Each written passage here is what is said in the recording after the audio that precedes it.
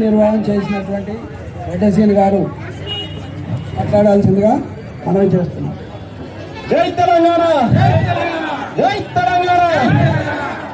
నా ఆహ్వానాన్ని మన్నించి నా కోసం, మన పార్టీ కోసం, రవణ కోసం వచ్చిన మీ అందరికీ ఒక్కసారి మనస్ఫూర్తిగా శిరస్సు వంచి నమస్కరిస్తున్నాను.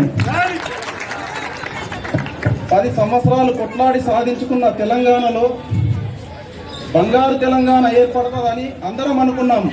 కాకపోతే మన దురదృష్టవశాత్తు కాంగ్రెస్ ప్రభుత్వం వచ్చి ఈ రేవంత్ రెడ్డి మనల్ని అడుక్కు తినే పరిస్థితికి తీసుకొచ్చిండు. ఈరోజు కనీసం మనం కష్టపడి కట్టుకున్న ఇళ్ళని కూడా మనం సంతోషంగా నివసించకుండా వాటిని కూడా కూల్ చేస్తున్నాడు. ఇక్కడ మూసీ ప్రక్షాళన అంటూ కష్టపడి కట్టుకున్న ఇళ్ళను కానీ, ఖమ్మంలో కానీ అక్కడ బుల్డోజర్లు పెట్టి కూల్ చేస్తున్నారు. ఇకపోతే మన శేర్లింగంపల్లి నాయకులు, ఎమ్మెల్యే గారు, కార్పొరేటర్ గారు, ఇంకా వగైరా నాయకులు ఎవరైనా సరే వాళ్ళ అభివృద్ధి, వాళ్ళ సొంత మనుషులు అభివృద్ధి కోసమే పార్టీలు మారుతున్నారు తప్ప మన నియోజకవర్గాన్ని అభివృద్ధి చేసిన దాఖలాలు ఎక్కడ కనిపించట్లేదు. డివిజన్లో చెరువులు అభివృద్ధి చేయాలని ఎన్నోసార్లు మొరపెట్టుకుంటున్నా పట్టించుకోవట్లేదు. మున్సిపల్ అధికారులు కూడా పని చేయకుండా ఆపేస్తున్నారు.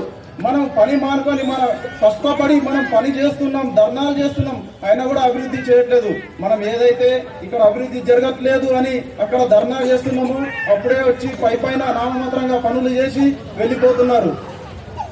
మన గాంధీ ఎమ్మెల్యే గారు ఎక్కడ ఏ పార్టీ అధికారంలో ఉంటే ఆ పార్టీలో ఉంటున్నారు తప్ప అభివృద్ధి కోసం ప్రజలు ఎన్నుకున్న నాయకుడిగా మాత్రం ఎన్నడూ కూడా నిలవట్లేదు.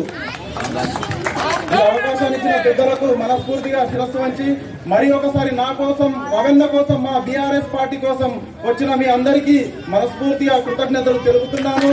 జై తెలంగాణ, జై తెలంగాణ. కేసీఆర్ గారి నాయకత్వం, కేసీఆర్ గారి నాయకత్వం.